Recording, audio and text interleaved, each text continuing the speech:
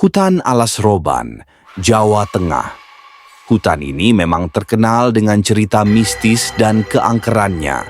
Kisah ini saya rangkum dari berbagai cerita yang beredar di masyarakat dan pengalaman beberapa orang yang mengaku pernah mengalaminya. Alas Roban, dengan pepohonannya yang rimbun dan jalanan berkelok yang membelah kegelapan malam, sudah lama dikenal sebagai tempat yang wingit. Banyak cerita tentang kejadian aneh dan penampakan yang dialami oleh para pengguna jalan, terutama di malam hari.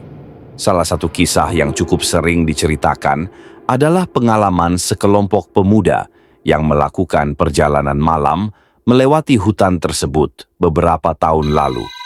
Saat itu ada 4 orang sahabat, sebut saja mereka Andi, Budi, Chandra, dan Dika, yang sedang dalam perjalanan dari Semarang menuju Pekalongan. Mereka berangkat sore hari dan diperkirakan akan melewati Alas Roban sekitar tengah malam. Awalnya, perjalanan mereka lancar tanpa ada halangan berarti. Mereka bercanda dan tertawa di dalam mobil, tidak mempedulikan cerita-cerita seram tentang hutan yang akan mereka lewati. Namun, begitu memasuki kawasan Alas Roban, suasana di dalam mobil tiba-tiba berubah. Udara terasa lebih dingin dan mencekam, meskipun jendela mobil tertutup rapat. Pepohonan di kanan kiri, jalan tampak seperti siluet hitam yang menakutkan di bawah rembulan yang samar. Keheningan hutan malam itu terasa begitu pekat, hanya suara deru mesin mobil yang memecahnya. Tiba-tiba, Budi yang duduk di belakang merasakan ada sesuatu yang aneh. Ia melihat sekilas bayangan putih melintas di antara pepohonan di sisi kiri jalan. Ia mencoba meyakinkan dirinya bahwa itu hanyalah kabut atau ilusi matanya saja. Namun, tak lama kemudian, Andi yang menyetir mobil juga merasakan hal yang sama. Ia melihat bayangan putih itu lagi, kali ini seperti berdiri di tepi jalan dan seolah-olah menatap ke arah mobil mereka. "Kalian lihat tidak?" tanya Andi dengan suara sedikit bergetar. "Lihat apa?" jawab Chandra yang duduk di sampingnya, merasa heran dengan perubahan ekspresi Andi.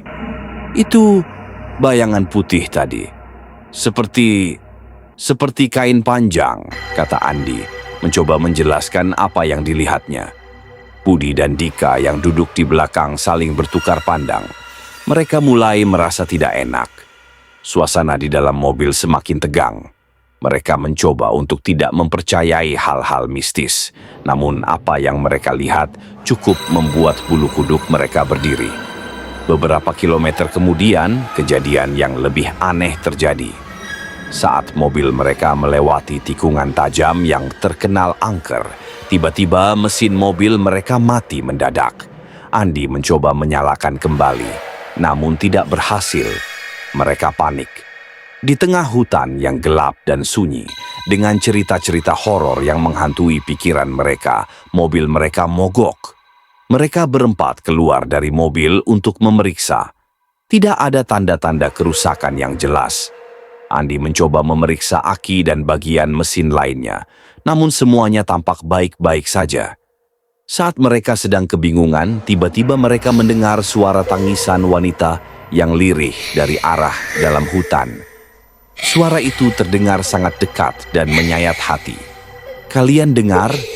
bisik Dika dengan wajah pucat. Mereka semua terdiam, mencoba mendengarkan dengan seksama.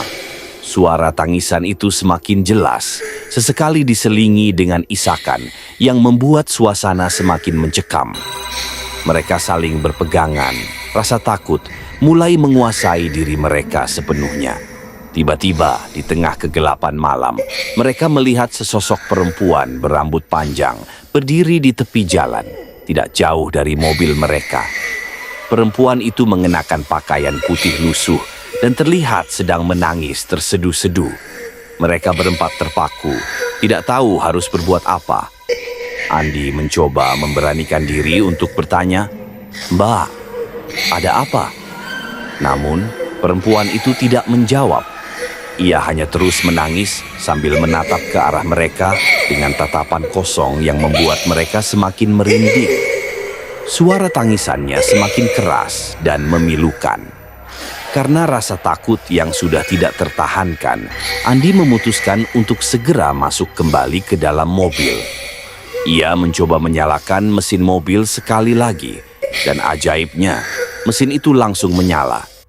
Tanpa berpikir panjang, Andi langsung menginjak pedal gas dalam-dalam, meninggalkan tempat angker itu secepat mungkin.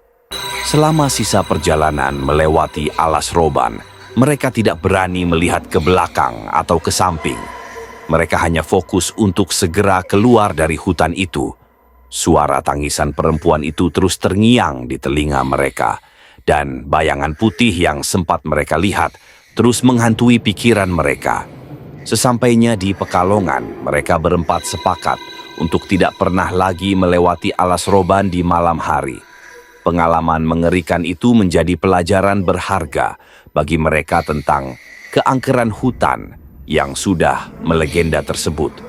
Mereka percaya apa yang mereka alami malam itu bukanlah sekadar ilusi, melainkan sebuah interaksi dengan penghuni lain dari alas roban. Kisah ini hanyalah satu dari sekian banyak cerita yang beredar tentang keangkeran alas roban. Banyak pengguna jalan lain yang mengaku pernah mengalami kejadian serupa, mulai dari penampakan sosok-sosok misterius, suara-suara aneh, hingga gangguan mesin kendaraan yang tiba-tiba. Terlepas dari benar atau tidaknya, cerita-cerita ini telah menjadi bagian dari mitos dan legenda yang melekat pada hutan alas roban, menjadikannya salah satu tempat yang paling dihindari untuk dilalui di malam hari di Jawa Tengah.